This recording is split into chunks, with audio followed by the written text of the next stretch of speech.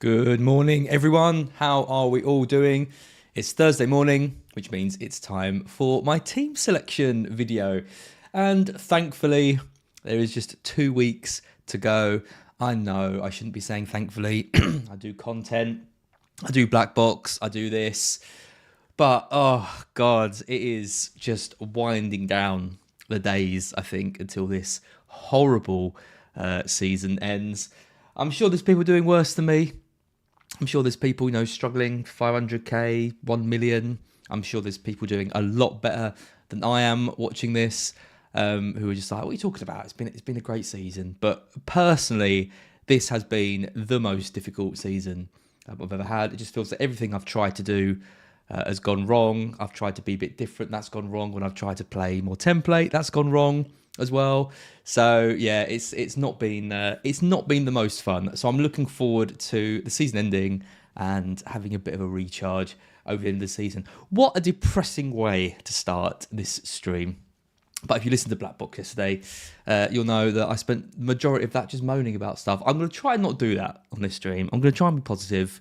I'm going to try and look at my team, see where my weak links are, who we can strengthen, if we can do anything different to try that final push to try and get into the top 100k, or whether I'm just going to kind of plateau it out and see it out and finish probably around 150k, 200k mark. Hi to everyone in the chat. Hi to David Monday, who seems to have taken my old job back at Scout. Congratulations to him. Looking forward to seeing all the ideas that he has for the channel. Hi to Heike Nu, who is a Man City fan, I believe. So yeah, congratulations to him and all the City fans out there. It was a masterclass last night, absolute masterclass. I think City were the favourites going into that game, but I don't think anyone expected them to do away Real Madrid in the way that they did. So yeah, one of the most complete total football performances I've ever seen. Well, since last week when Brighton dismantled Arsenal. Hi to Alexander Blom Larsen. Hi to Ignatius Roberto from Indonesia. Lovely. Hi to Niraj Sharma.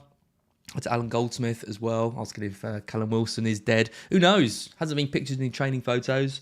I'm sure he will resurrect and score a hat-trick just to punish me even more this season. No, stop moaning. It's just carrying on from last night.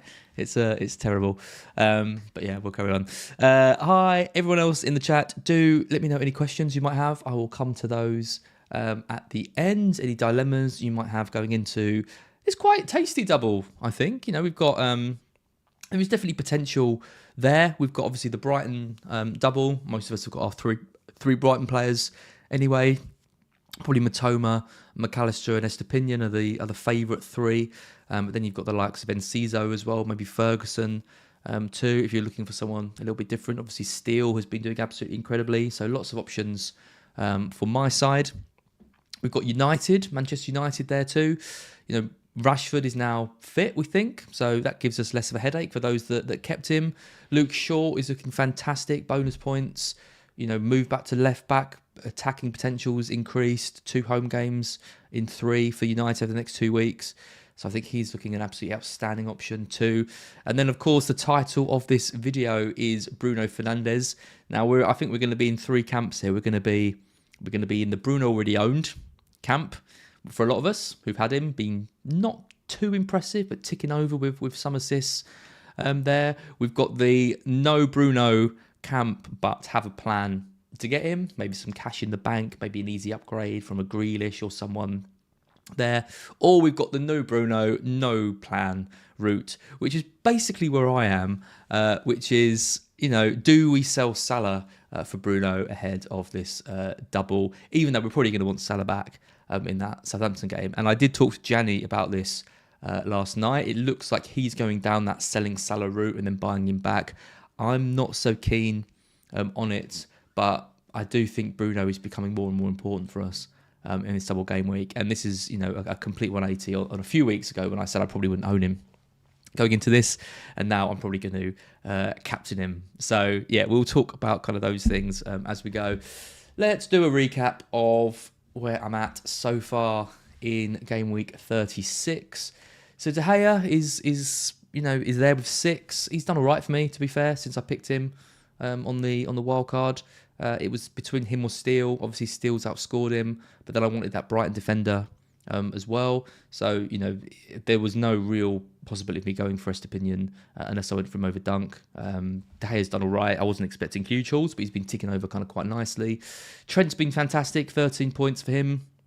Really starting to make good on his new position and stats. I think he's unlucky not to have more points really going into this, but he delivered a big haul for us. I know some people benched him this week. They're getting his points off the bench as well. I did say you can't bench Trent this week, although I did say I'd probably play him over Estepinian, so that would have been interesting. 17 points against Arsenal though. What went on in that match? I thought we could give him a game. I thought we could nick a draw.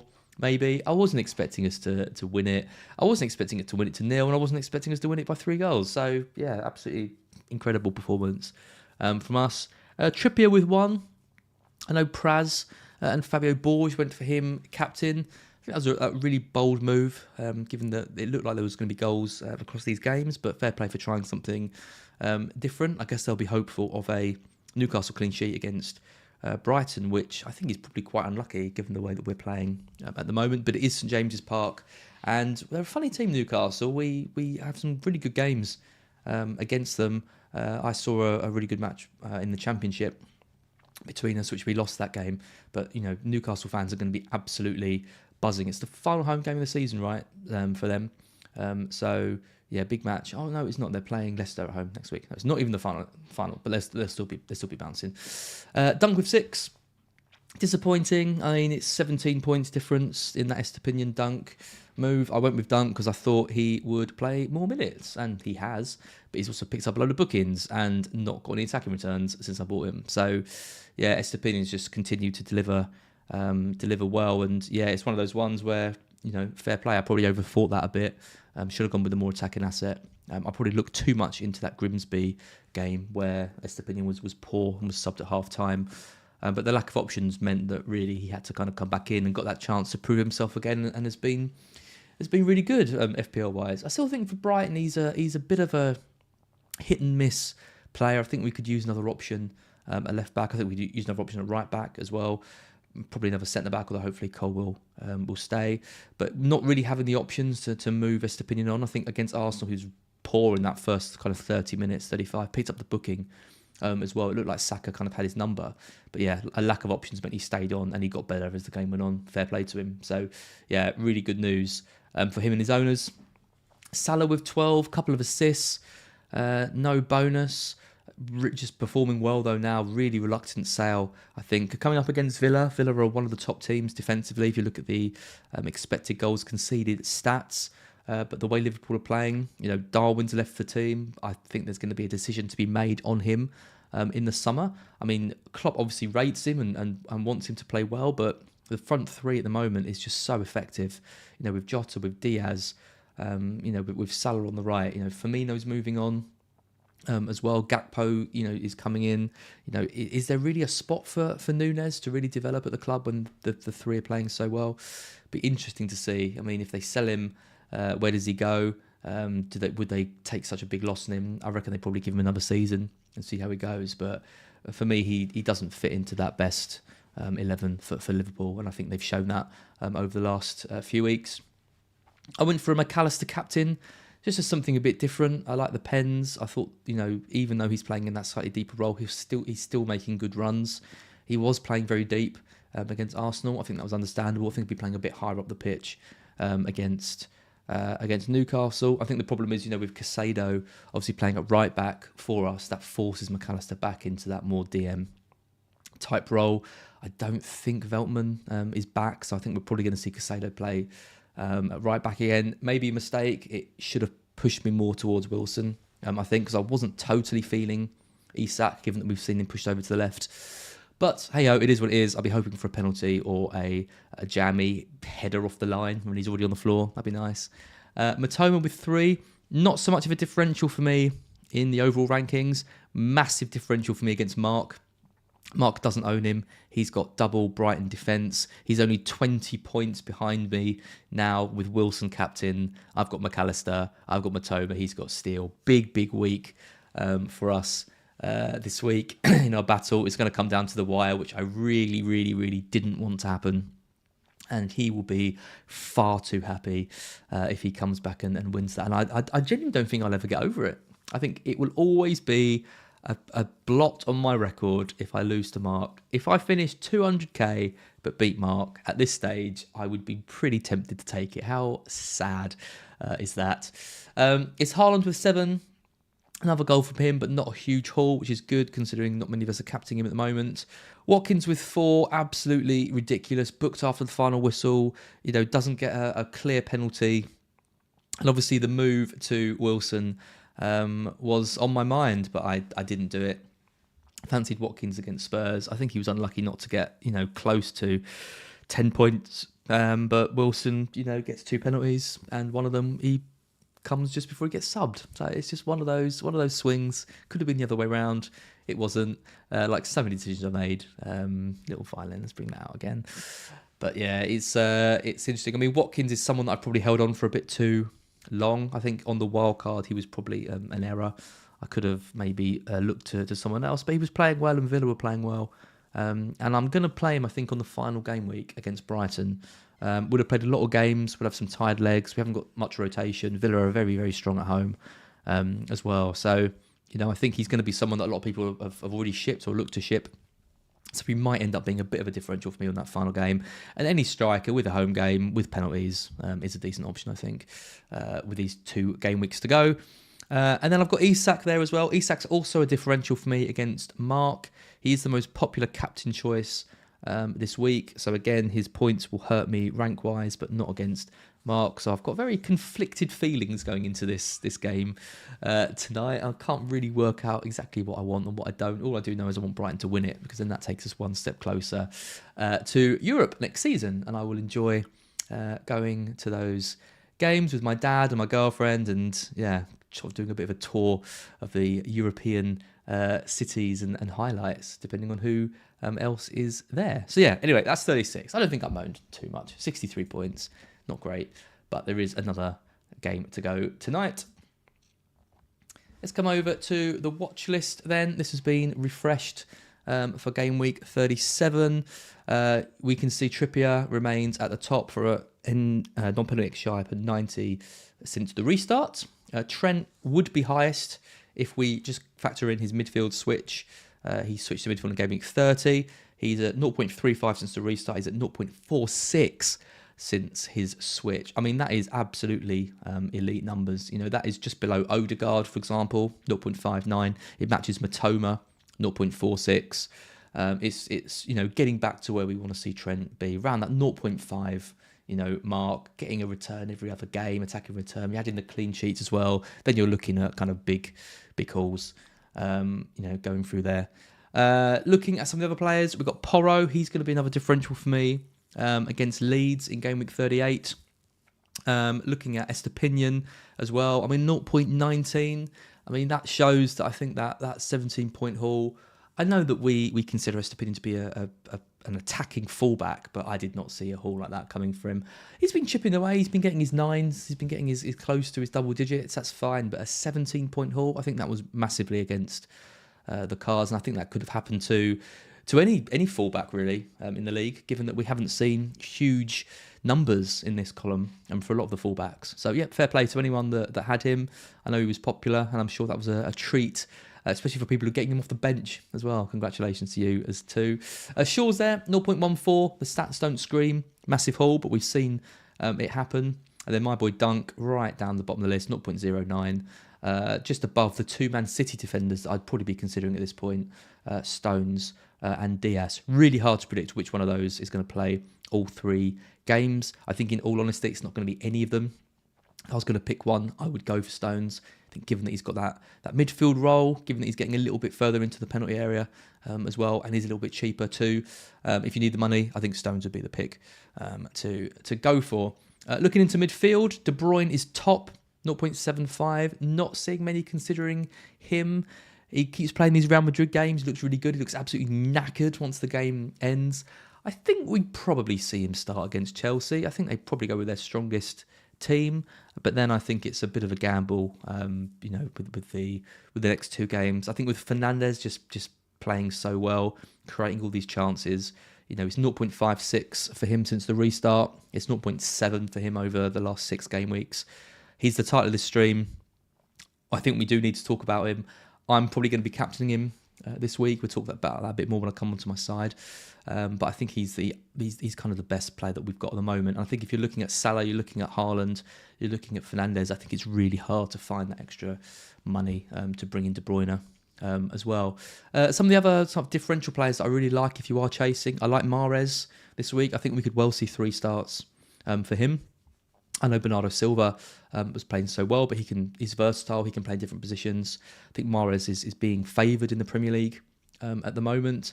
I think he definitely starts the Chelsea game, and then I think he probably gets the Brighton game as well. The Brentford game is a lottery, really, but I do like the Mahrez pick. Trossard is there as well. I think we've got this injury to Martinelli. Now Trossard's obviously going to play on that left wing. He's the kind of player who will get you 1 point or get you 15. And that's exactly what we need, I think, if you're kind of around where I am, around the 200k, or maybe you're looking to break into the top 10k. It's Forest this week. Again, this is a tricky game to call. Forest are going to be so up for it. I think Forest can get something out of this game, but I can't see them keeping Arsenal out. So I really like Trossard, and Odegaard is there as well. They're around the same in terms of their non-point XG in 90 since the restart. Obviously, Trossard's played a lot less minutes. So I think if I was buying an Arsenal player now, I would take that punt on Trossard. Eze is someone that I really like as well. Palace are scoring goals. He's on penalties. His non-point XG is only 0.34, so 1 in 3 games expected returns. But look at his points. Look at the positions he's getting, and look at him over the last 6 game weeks. He's climbing these charts. It's a good-looking game against Fulham this week, and then a home game against Forest on the final day. Perfect 2 fixtures, I think, for him. So really, really like that move, and he's going to be someone that I'm probably going to be buying for 38 as well. And then with your forwards, Haaland is obviously going nowhere for people. I think you keep your Newcastle forward if you've got one of them, Isak or Wilson. Great home game against Leicester to come. And then what you do that third spot, really. I think Enciso is an interesting option if you're looking, if you need another Brighton player. I think Alvarez is an interesting option as well. I can imagine him getting 2 starts over the next 3, 2, or Harry Kane. Is there a kind of a argument to be made for bringing back Kane? He's close to beating his all-time FPL record in a awful Spurs team, and it's Leeds on the final day. So again, tricky to get if you've got Salah, if you've got Haaland, and if you've got Fernandes. But he's someone that, if you've got 2 free transfers and you're holding this week, maybe a switch to Kane and a little cheeky captaincy on Kane in 38 is the way to go. So yeah, some interesting differentials here. I think Trossard and Eze really stand out to me in 38.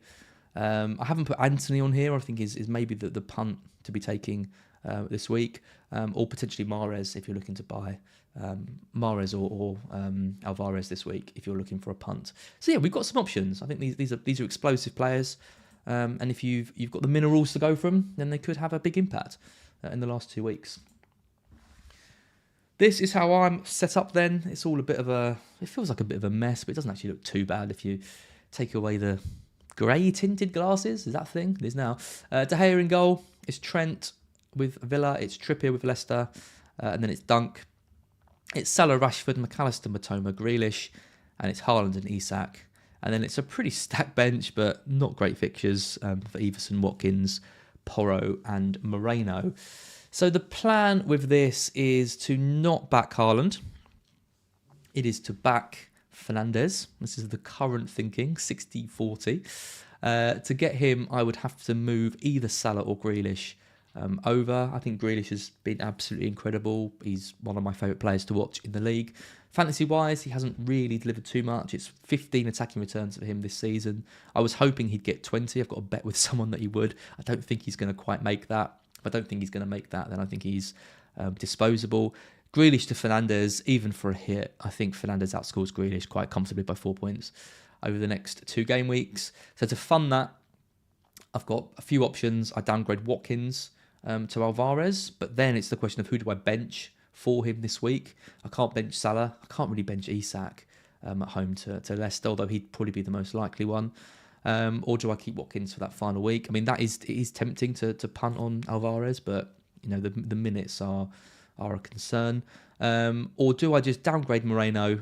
I can just get in a 3.8 defender, kill that spot off, and then it's just a straight swap of Grealish to Fernandes for a -4, essentially, and that keeps Isak. So they're the two options that I'm debating. The Alvarez one is tempting. If we do get any indication that he's going to stick him back up front, that might be the route that I go. But like I said, I do like that Watkins punt for 38. Although Alvarez at Brentford isn't too bad if he starts, and maybe that is the kind of the more risky option that I should be considering. So in 38, Porro comes in, Dunk comes out. I probably move McAllister over to Eze, for example, and then just hope for the best with kind of Watkins, Porro, and Eze, and hope that they can kind of be the differentials that take me up. So yeah, that's where I'm at. It's looking average, and I think, like I said, I'll probably plateau around 150k, but we'll see. If the Fernandes haul goes my way, then maybe it will be a final push. Alternatively, it could go the opposite way and Haaland gets a huge haul, and then I'm at 300k. But in the wise words of Gianni Buttigieg, I'd rather aim for top 100k and fail than just settle at 150k. So we'll see what happens. Let me know in the chat. I can see there's a few questions and things. I've got 5 minutes or so. Let me know if there's any dilemmas that you have, and I'll try and answer those. Carlos Bambos, would you do Trippier and Murphy to Lindelof and Bruno for a -4? Lindelof isn't going to play, is he? Varane's back. Oh, has he been partnering Lindelof? I should definitely know that, shouldn't I? Has it been Lindelof and Varane? If so, then maybe that's not a bad... Did they play together in the last game? They did, yeah. Lindelof has started the last 6. That's not a bad move, actually. I mean, Lindelof is cheap, 4.1. Maybe that is the way to go. It's a good option for him. I'd prefer Varane, I think, if I could afford the extra bit of money. But yeah, I like those moves. Losing Trippier at home to Leicester is obviously a big risk, but I think I would probably do that.